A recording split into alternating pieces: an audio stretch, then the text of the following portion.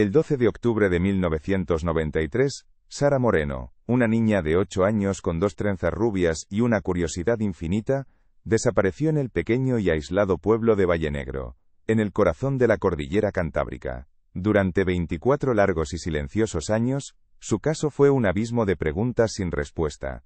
Un expediente cerrado en falso que carcomía el alma de su familia y de toda la comunidad. La tierra parecía habérsela tragado en el corto trayecto de 800 metros que la separaba de su escuela. Fue un misterio absoluto, una herida que nunca cicatrizó, hasta que una fiambrera roja, encontrada por casualidad en un almacén municipal a punto de ser demolido, lo cambió todo. ¿Cómo es posible que la verdad permaneciera oculta durante tanto tiempo, tan dolorosamente cerca de todos? Antes de revelarte cómo esa simple fiambrera, olvidada en un depósito de objetos perdidos, contenía la clave para desentrañar una conspiración local que helaría la sangre de todo el pueblo, te invito a que nos digas desde dónde nos estás viendo y te suscribas al canal. Créeme, la cadena de acontecimientos que este hallazgo desencadenó, es una de esas historias que demuestran que, a veces, la justicia no olvida, solo espera pacientemente el momento adecuado para actuar. No querrás perderte ni un solo detalle de lo que estamos a punto de contarte, porque la verdad que emergió de ese objeto infantil, fue más oscura y retorcida de lo que nadie podría haber imaginado en sus peores pesadillas. Aquel 12 de octubre había comenzado como cualquier otro día en Vallenegro. La niebla matutina se aferraba a los tejados de pizarra y al denso bosque que rodeaba el pueblo, creando una atmósfera de calma casi sagrada. Sara Moreno, hija única de Javier, un obrero de la factoría local, y Elena, ama de casa, desayunó con sus padres mientras dibujaba en su pequeño cuaderno, su compañero inseparable. Su rutina era un ancla de seguridad en la vida familiar. Después del desayuno, emprendería el corto camino a pie hasta la escuela. Esa mañana, su madre le dio un beso en la frente, le ajustó la mochila y la vio alejarse, una pequeña figura llena de vida con su fiambrera roja en la mano, sin saber que sería la última vez. La alarma no sonó hasta el mediodía, cuando la escuela llamó a casa de los Moreno para preguntar por qué Sara no había asistido a clase. La pregunta, tan simple y rutinaria, fue el detonante del pánico. Javier y Elena recorrieron el camino a la escuela una y otra vez, gritando su nombre, con el corazón encogido. Al principio, la comunidad se aferró a la esperanza de que fuera una travesura infantil, que se hubiera entretenido explorando en el bosque, como soñaba hacer de mayor.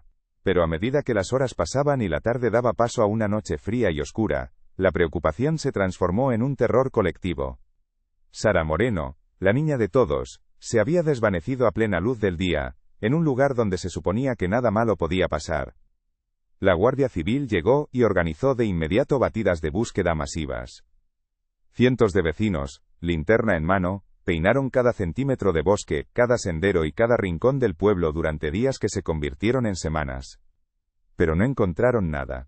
Ni una huella, ni una prenda de ropa, ni un solo testigo que hubiera visto algo fuera de lo común. El camino de 800 metros se convirtió en un agujero negro, un vacío inexplicable en el mapa de la lógica. La investigación oficial se topó con un muro de silencio y contradicciones. Algunos testimonios eran confusos. Otros llegaron demasiado tarde. El inspector jefe, un hombre experimentado, se vio superado por la absoluta falta de pruebas materiales. El caso de Sara Moreno se convirtió en su mayor fracaso profesional, una espina clavada que le atormentaría incluso después de su jubilación. Para Javier y Elena, el tiempo se detuvo. Su hogar, antes lleno de risas y dibujos infantiles, se transformó en un santuario de dolor silencioso. La incertidumbre era una tortura diaria, una forma de duelo suspendido que les impedía avanzar. Estaba viva. ¿Sufría? La ausencia de un cuerpo era, en muchos sentidos, más cruel que la certeza de la muerte. El peso de la tragedia erosionó su matrimonio, llenando los silencios de reproches mudos y una culpa compartida que los aislaba el uno del otro. Cada objeto de Sara, su cama intacta, sus juguetes en la estantería, su silla vacía en la mesa, era un recordatorio constante de la vida que les habían arrebatado. Vallenegro observaba su dolor con una mezcla de compasión y miedo, porque la desaparición de Sara había roto el pacto no escrito de seguridad que unía a la comunidad. Los primeros años fueron un torbellino de falsas esperanzas y pistas que no llevaban a ninguna parte. Cada llamada anónima, cada avistamiento reportado en otra ciudad, era un nuevo ciclo de angustia que terminaba en decepción. Los Moreno gastaron sus ahorros en un detective privado que, tras meses de investigación, solo pudo confirmar lo que ya sabían. No había nada. La atención mediática inicial se desvaneció, y el caso de Sara se convirtió en una estadística más, un expediente frío, acumulando polvo en un archivo. La vida en Vallenegro continuó, pero con una cicatriz invisible. La confianza entre vecinos se había quebrado. Las miradas se volvieron sospechosas, y un silencio pesado se instaló sobre el pueblo, como si todos temieran que remover el pasado pudiera desenterrar una verdad demasiado monstruosa para ser confrontada.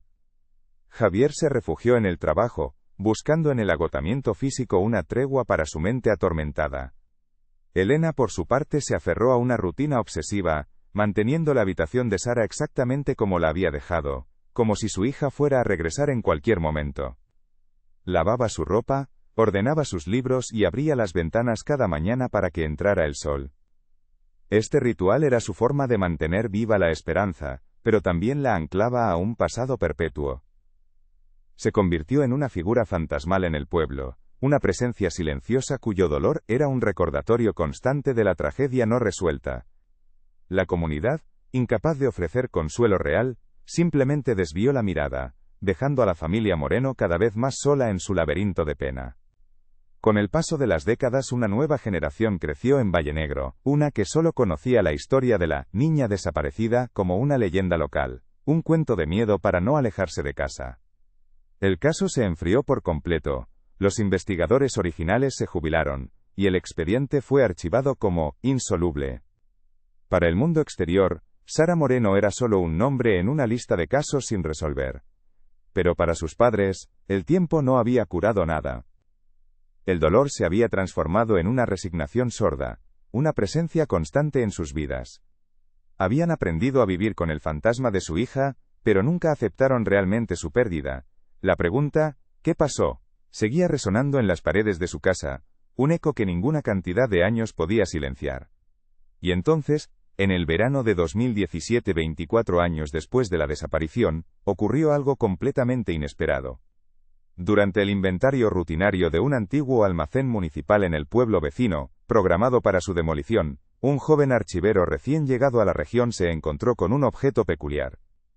Era una fiambrera metálica de color rojo, de estilo infantil, sorprendentemente bien conservada. El registro de entrada era vago. Había sido depositada anónimamente en la oficina de objetos perdidos del ayuntamiento hacía solo unos años. Intrigado por su estado casi perfecto, el archivero, que no conocía la historia de Sara, decidió abrirla. Lo que encontró dentro no era un viejo bocadillo, sino algo que reabriría la herida más profunda de Vallenegro, y cambiaría el curso de la historia para siempre. Pero antes de que el joven archivero pudiera comprender la magnitud de su hallazgo, debemos retroceder en el tiempo, a los años de plomo que siguieron a la desaparición. La investigación oficial, tras el fervor inicial de las batidas y los interrogatorios, se estancó de una manera frustrante y absoluta. Los agentes de la Guardia Civil se enfrentaron a lo que describieron en sus informes internos como un vacío perfecto. No había huellas ni fibras ni testigos creíbles del momento exacto de la abducción. El camino de 800 metros, recorrido 1000 veces por los investigadores, se negaba a entregar un solo secreto. El inspector al mando, un hombre a punto de jubilarse, se obsesionó con el caso, repasando los testimonios una y otra vez, buscando una fisura en el muro de silencio que se había levantado en Vallenegro. Murió años después, confesando a su familia que el rostro sonriente de Sara Moreno en las fotos era el único fantasma que realmente le había perseguido en su carrera. Para Javier y Elena, el fracaso de la investigación fue el comienzo de un infierno diferente, el de la espera interminable. Su casa, antes un refugio de calidez familiar, se convirtió en una cámara de eco del dolor. Cada rincón guardaba un recuerdo punzante. Los dibujos de Sara pegados en la nevera, sus botas de agua junto a la puerta, la silla vacía en la mesa del comedor. El silencio entre ellos se hizo denso, cargado de culpas no expresadas y de una tristeza tan profunda que les impedía consolarse mutuamente. Javier se sumergió en una rabia sorda contra el mundo, mientras que Elena se aferraba a una esperanza frágil y dolorosa. Dejaron de ser un matrimonio para convertirse en dos náufragos que compartían la misma balsa, pero que remaban en direcciones opuestas, cada uno perdido en su propio océano de pena. La onda expansiva de la tragedia no tardó en alcanzar a toda la comunidad de Vallenegro. La solidaridad inicial, tan visible en las búsquedas masivas, se fue erosionando lentamente, dando paso a un clima de sospecha y desconfianza. Las puertas, que antes permanecían abiertas, ahora se cerraban con llave al atardecer. Los padres acompañaban a sus hijos hasta la misma puerta del colegio, con la mirada puesta en cada coche que pasaba, en cada rostro desconocido. El pacto no escrito de seguridad que definía la vida en el pueblo, se había roto para siempre. En el bar, las conversaciones se apagaban cuando entraba un miembro de la Guardia Civil. Un velo de miedo y secretos a medias cayó sobre Vallenegro. Todos se preguntaban lo mismo en silencio, ¿y si el monstruo que se llevó a Sara era uno de ellos? ¿Alguien a quien saludaban cada mañana? Los años siguientes fueron una cruel montaña rusa de falsas alarmas que reavivaban la herida una y otra vez. Hubo llamadas de videntes que aseguraban saber dónde estaba el cuerpo, exigiendo dinero a cambio de su ayuda. Hubo avistamientos en otras comunidades autónomas, chicas rubias con trenzas que resultaban no ser Sara. Cada pista falsa era un nuevo viaje al abismo para Javier y Elena. Con sus ahorros, contrataron a un detective privado, un ex policía de Madrid que prometió resultados.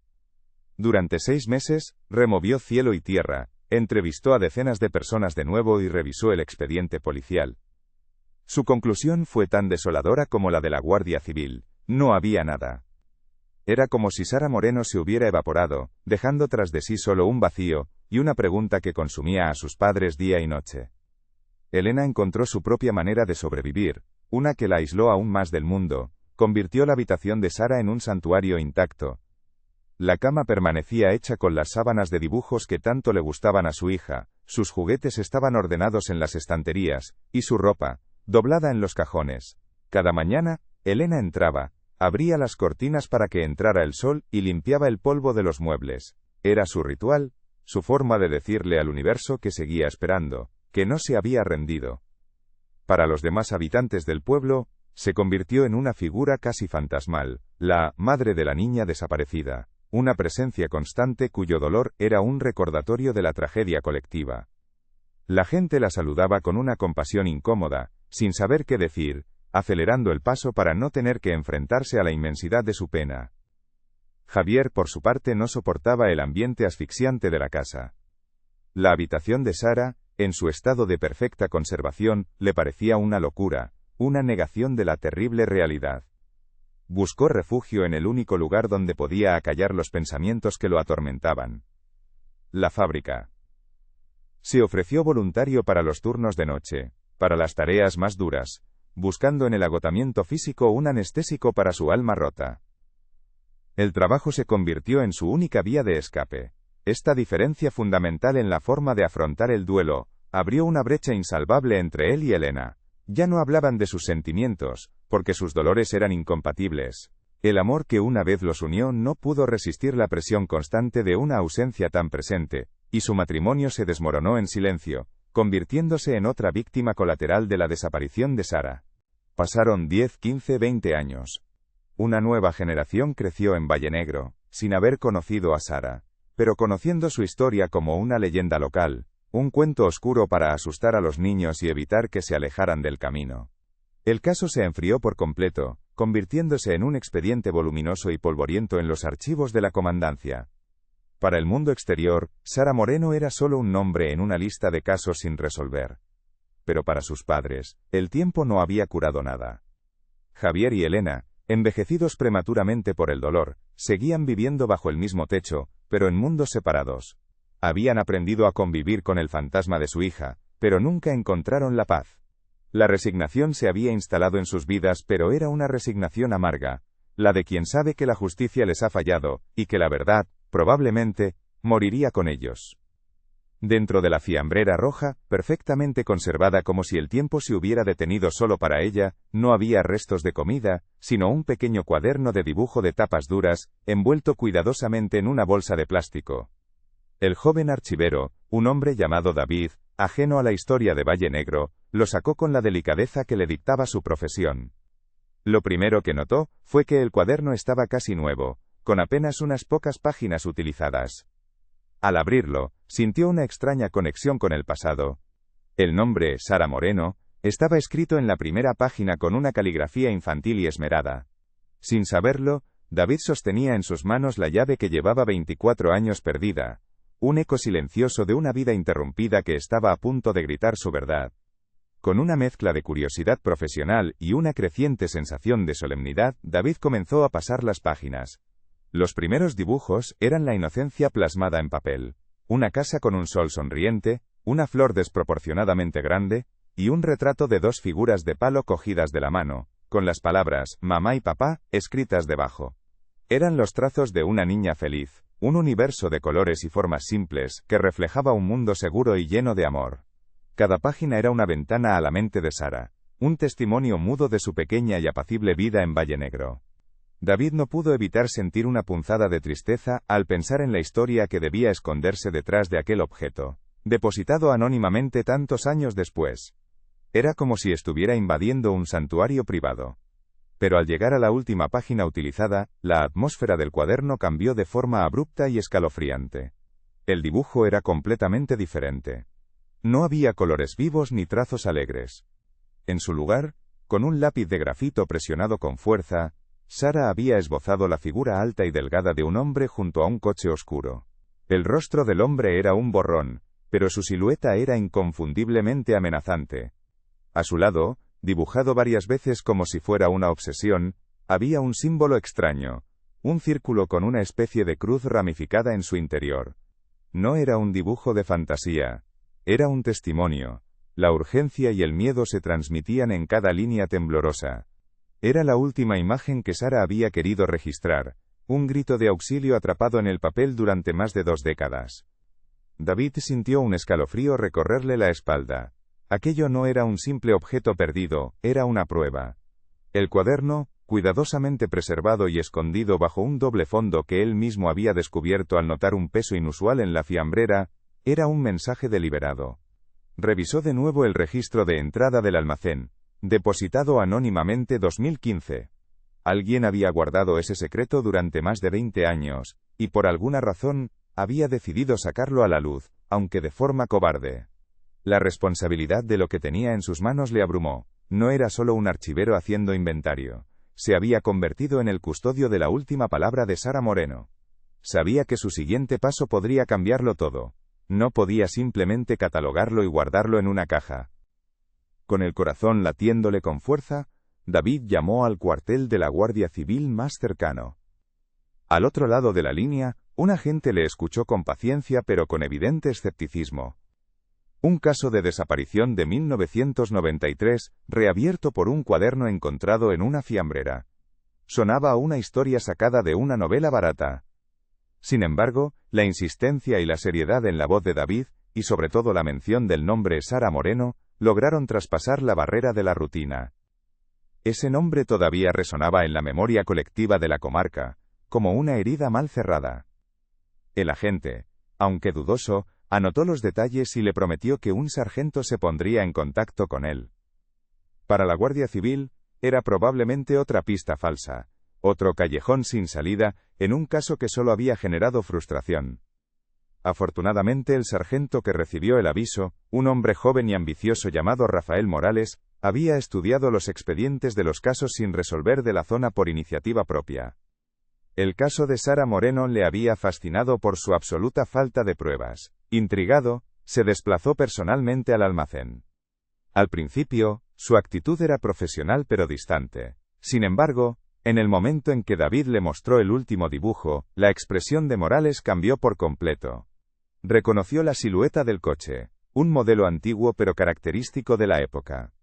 Y aunque no identificó al hombre ni al símbolo, la crudeza de la escena le convenció de que no era una fantasía infantil.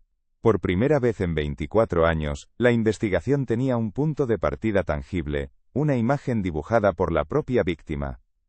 El siguiente paso fue el más difícil: informar a los padres. Morales, acompañado por una psicóloga, condujo hasta la casa de los Moreno, la misma casa que había sido el epicentro del dolor durante décadas. Cuando Javier abrió la puerta y vio los uniformes, su rostro se endureció, preparándose para una formalidad burocrática, o peor aún, para la noticia que siempre había temido. Elena apareció detrás de él, pálida. Con sumo cuidado Morales les explicó el hallazgo. Al oír la palabra fiambrera, Elena ahogó un sollozo. Era la fiambrera roja que ella misma le había preparado esa mañana. La noticia de que el cuaderno de Sara había aparecido fue como una descarga eléctrica. Después de 24 años de un silencio sepulcral, una parte de su hija había vuelto. La esperanza, un sentimiento que creían muerto y enterrado, resurgió con una fuerza brutal, trayendo consigo un terror igualmente intenso, el miedo a la verdad que por fin podría ser revelada. Al sargento Morales y a su pequeño equipo, el dibujo de Sara se les presentó como un jeroglífico del pasado. Lo proyectaron en una pantalla en la austera sala de reuniones del cuartel, analizando cada trazo. La silueta del coche y del hombre eran genéricas, pero el símbolo era específico, casi heráldico. Pasaron horas consultando bases de datos de simbología criminal, sectas y grupos extremistas sin ningún resultado. La frustración comenzó a crecer. Parecía otro callejón sin salida, una broma macabra del destino. Fue entonces cuando un guardia veterano, a punto de jubilarse, se acercó a la pantalla. Entrecerró los ojos y murmuró que aquel símbolo no le sonaba a algo delictivo, sino a algo mucho más antiguo y arraigado en la comarca, a poder. A un tipo de poder que no necesita esconderse, sino que se exhibe con orgullo. La intuición del veterano guardia resultó ser la primera pieza del dominó. Dejaron las bases de datos criminales y se sumergieron en archivos locales, registros de propiedad y anuarios de la región de principios de los 90. Tras 2 días de búsqueda exhaustiva, encontraron una coincidencia. El símbolo no pertenecía a una secta, sino al Coto de Caza El Refugio, una sociedad privada y elitista, cuyas tierras se extendían por las montañas que rodeaban Vallenegro. Era un club tan exclusivo que su existencia era casi un mito para la gente común. Sus miembros no eran simples cazadores, eran la flor y nata de la sociedad asturiana, empresarios influyentes, políticos y profesionales de prestigio. La revelación fue un golpe sobre la mesa. La investigación acababa de dar un giro de 180 grados, pasando de la búsqueda de un depredador anónimo a la posible implicación de la élite local. El sargento Morales, consciente del terreno pantanoso que pisaba, solicitó formalmente la lista de socios del Coto de Caza del año 1993. La respuesta fue inmediata y hostil. Un prestigioso bufete de abogados de Oviedo se interpuso, alegando el derecho a la intimidad de sus clientes y amenazando con acciones legales por acoso. La desproporcionada resistencia solo sirvió para confirmar las sospechas de Morales. Allí había algo que proteger a toda costa. El caso de Sara Moreno ya no era solo un asunto policial. Se había convertido en una batalla contra una red de influencias que había permanecido intocable durante décadas. Morales tuvo que elevar la petición a un juez, iniciando un pulso legal que puso a prueba su determinación y la independencia de la justicia frente al poder económico y social. Finalmente, tras una semana de tensión, la orden judicial llegó y el club se vio forzado a entregar la lista. Morales y su equipo la revisaron nombre por nombre, una letanía de apellidos ilustres. Y entonces, uno de ellos saltó de la página: Ricardo Vega. Un conocido empresario maderero, filántropo, y una de las figuras más respetadas y queridas de Vallenegro. Un hombre cuya generosidad con la iglesia y las fiestas del pueblo era legendaria. La descripción física encajaba: alto, delgado, siempre impecable. Una rápida consulta en los archivos de tráfico reveló que, en 1993, Ricardo Vega era propietario de un SEAT 131 de color oscuro, un coche cuya silueta cuadrada y robusta era sorprendentemente similar a la que Sara había dibujado con trazos infantiles. Por primera vez, tenían un nombre, un rostro y un vínculo tangible. El equipo desempolvó la declaración original de Ricardo Vega de 1993. En ella, afirmaba haber estado en una reunión de negocios en Gijón durante toda la mañana de la desaparición, una coartada sólida que lo había descartado como sospechoso en su momento. Morales decidió volver a entrevistar a la otra persona de aquella supuesta reunión, un antiguo socio de Vega que ahora, con más de 80 años, vivía en una residencia. Al principio, el anciano repitió la misma historia de memoria. Pero la mirada tranquila y directa de Morales, y quizás el peso de los años, terminaron por quebrar su lealtad. Con voz temblorosa, confesó que la reunión nunca existió. Ricardo le había pedido que mintiera, que le cubriera por un Asunto personal sin importancia. Aquel pequeño favor, nacido de la lealtad o del miedo, había servido para construir un muro de impunidad durante 24 años. Con la coartada destrozada, la pregunta clave seguía en el aire: ¿por qué? ¿Qué motivo podría tener un hombre como Ricardo Vega para secuestrar a una niña de 8 años? La respuesta no estaba en la mente de un depredador, sino en los fríos documentos de propiedad. Investigando las actividades del coto de caza, descubrieron un entramado de transacciones de terrenos al borde de la legalidad.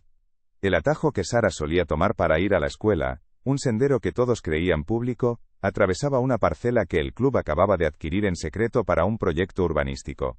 Aquella mañana, Sara no solo se desvió de su camino, se adentró sin saberlo en el escenario de una transacción ilegal, un intercambio de dinero o documentos que nunca debió haber presenciado. La cascada de revelaciones culminó con la llegada de una carta anónima, deslizada bajo la puerta del cuartel en mitad de la noche. La caligrafía, temblorosa y cargada de culpa, era la de alguien que había guardado un secreto durante demasiado tiempo. El autor no se atrevía a dar su nombre, pero describía con todo detalle haber visto el inconfundible coche de Ricardo Vega alejarse a toda velocidad del sendero del bosque aquella fatídica mañana. Admitía haber callado por miedo. En 1993, Vega era el hombre más poderoso del valle, el dueño del futuro de muchas familias. Acusarle habría sido un suicidio social y económico. La carta, aunque no pudiera usarse como prueba judicial, era la confirmación moral que el sargento Morales necesitaba. La verdad, asfixiada durante décadas por el miedo, por fin empezaba a respirar. Era el momento de enfrentarse a Ricardo Vega. El enfrentamiento final no tuvo lugar en una fría sala de interrogatorios, sino en el lujoso y silencioso salón de la mansión de Ricardo Vega, un hombre que ahora, a sus 86 años, era una cáscara frágil de la figura imponente que había sido. El sargento Morales le mostró el dibujo de Sara sin decir una palabra. Vega lo miró, y por un instante, la máscara de respetabilidad construida durante toda una vida se resquebrajó. No fue un gesto de sorpresa, sino de reconocimiento, un terror antiguo que volvía a la superficie. Su mano, manchada por la edad, tembló visiblemente. Intentó negar, balbucear algo sobre la imaginación de los niños, pero sus ojos, acuosos y hundidos, ya habían confesado. La verdad, prisionera durante 24 años en lo más profundo de su memoria, estaba golpeando las paredes de su conciencia, exigiendo salir. Morales, con una calma implacable, comenzó a desgranar los hechos uno por uno, como si estuviera construyendo una celda invisible alrededor del anciano. La coartada falsa, la confesión de su antiguo socio, el modelo exacto del coche, la carta anónima, y finalmente, las sospechosas transacciones de terrenos del coto de caza. Cada dato era un clavo más en el ataúd de su mentira. Ricardo Vega escuchaba, encogido en su sillón de cuero, su respiración cada vez más agitada. La arrogancia que le había protegido durante décadas se había evaporado, dejando al descubierto a un hombre aterrado, enfrentado no solo a la justicia de los hombres, sino al juicio final de su propia historia. El peso de 24 años de silencio y engaño se desplomó sobre él, aplastando cualquier posibilidad de seguir negando lo evidente. La fachada se había derrumbado por completo. Finalmente, con la voz rota, un susurro que apenas se oía en el opulento salón, Ricardo Vega comenzó a hablar. Confesó que aquella mañana, Sara le había sorprendido en el sendero. No fue un crimen pasional ni un acto de perversión. Fue algo mucho más mundano, y para él, igualmente devastador. Estaba entregando un maletín con una enorme cantidad de dinero en efectivo, a un político local, para asegurar la recalificación de los terrenos del coto. Era un soborno, el acto que cimentaría su fortuna y su poder en la región para siempre. La niña, con su inocencia, se detuvo a mirarle curiosa. No entendía lo que veía, pero le reconoció. Vio su rostro. Y en la mente paranoica de Vega, esa simple mirada infantil se convirtió en una amenaza existencial, un testigo que podía destruir todo lo que había construido.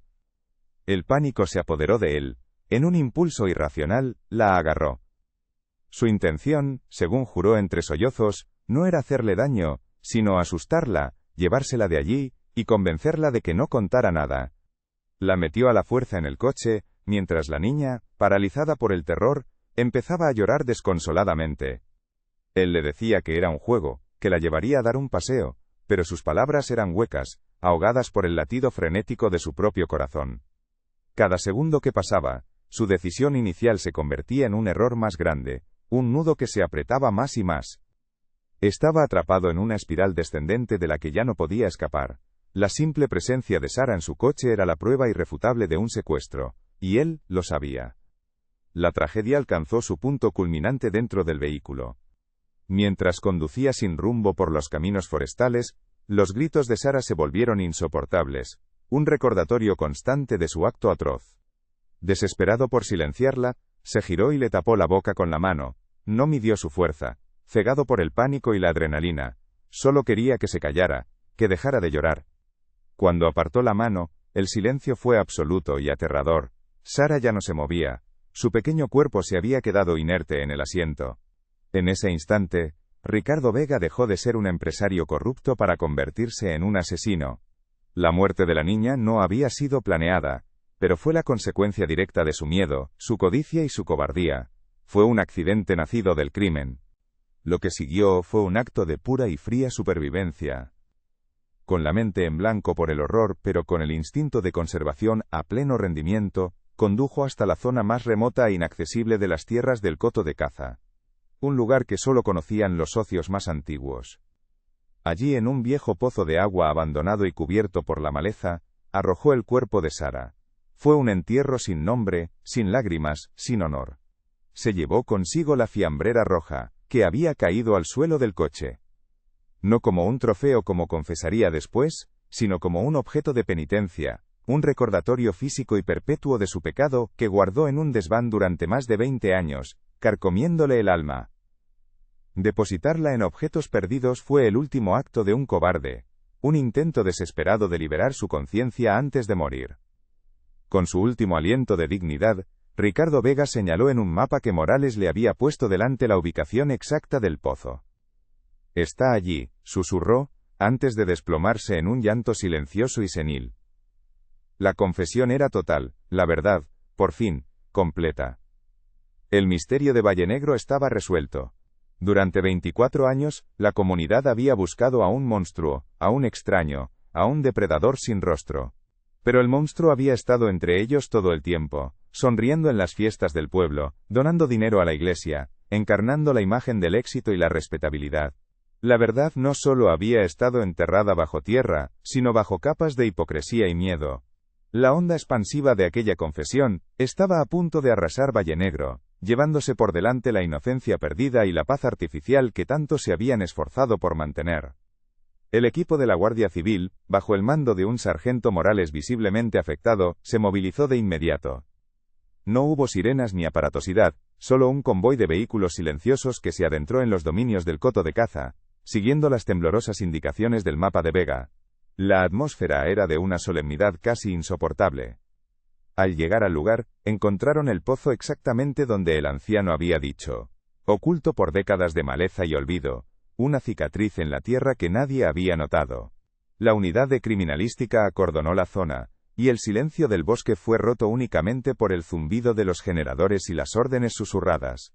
Cada miembro del equipo trabajaba con una precisión metódica, pero en sus rostros se reflejaba el peso de la historia. Estaban a punto de desenterrar no solo unos restos, sino la verdad que un pueblo entero había esperado durante casi un cuarto de siglo.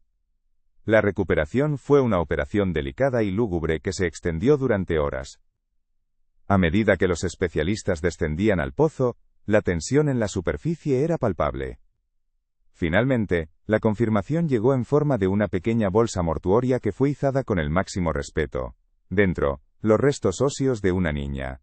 El análisis forense posterior no dejaría lugar a dudas. Los registros dentales, y más tarde, una prueba de ADN, confirmaron que pertenecían a Sara Moreno.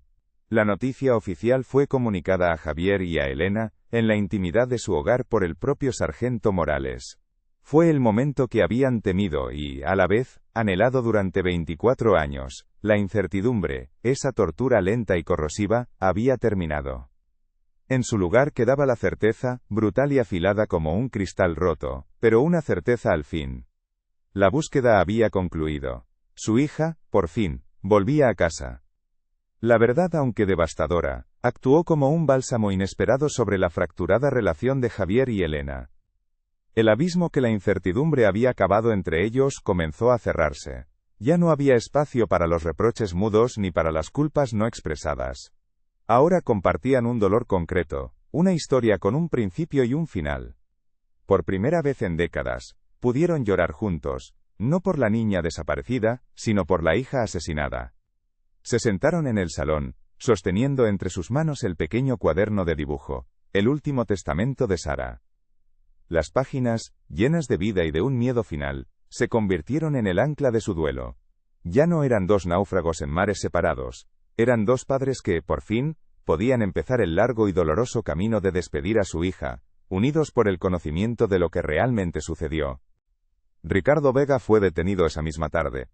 Su avanzada edad y su frágil estado de salud no le libraron de la justicia. La noticia de su confesión y arresto cayó como una bomba sobre Vallenegro y toda la región. El empresario ejemplar, el filántropo, el pilar de la comunidad, era en realidad un asesino. La prensa nacional se hizo eco del caso, y la mansión de Vega fue asediada por cámaras y periodistas. El político que aceptó el soborno, ya retirado, también fue imputado, desatando un escándalo de corrupción que salpicó a toda la élite del coto de caza. Ricardo Vega no llegó a sentarse en el banquillo. Murió de un infarto en el hospital de la prisión 2 meses después de su confesión, llevándose consigo la posibilidad de un juicio público.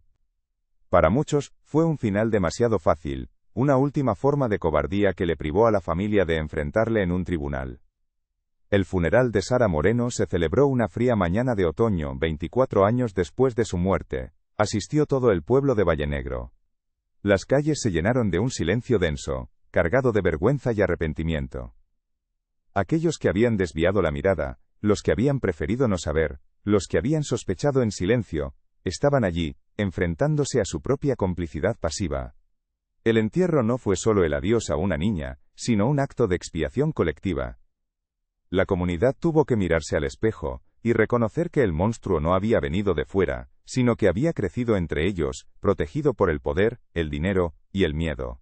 La tumba de Sara, cubierta de flores blancas, se convirtió en un recordatorio perpetuo de que el silencio nunca es inocente, y que la verdad, por dolorosa que sea, es el único camino hacia la sanación. En la entrada de la escuela de Vallenegro, donde Sara debería haber llegado aquella mañana de octubre, hoy se alza una pequeña placa de bronce.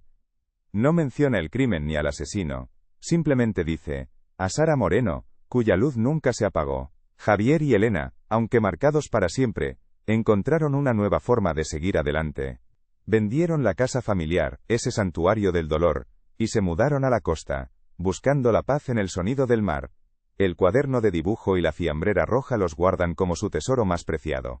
Son el recuerdo de la inocencia perdida, pero también el símbolo de la increíble resiliencia de una niña que, con un simple dibujo, logró que la justicia, aunque tardía, finalmente encontrara su camino. Vallenegro aprendió de la forma más dura que los secretos no mueren, solo esperan el momento adecuado para salir a la luz. La confesión de Ricardo Vega no trajo la paz a Vallenegro, sino un terremoto moral que derribó los cimientos de su identidad. Durante más de 2 décadas habían vivido sobre una mentira, honrando a un asesino mientras la familia Moreno se consumía en la incertidumbre. El velo de respetabilidad se rasgó, revelando una red de complicidad silenciosa y miedo. Las miradas entre vecinos cambiaron para siempre. La cordialidad forzada fue reemplazada por una vergüenza compartida. El coto de caza, antes un símbolo de estatus, se convirtió en el epicentro de la infamia, y su nombre fue borrado de la memoria colectiva. Vallenegro tuvo que aprender de la forma más brutal que la inocencia que tanto presumían no era más que una ilusión, una fachada construida sobre el secreto de una niña enterrada en su propio patio trasero. La verdad no los liberó, los condenó a recordar. Para Javier y Elena, la verdad fue un ancla en medio de la tormenta.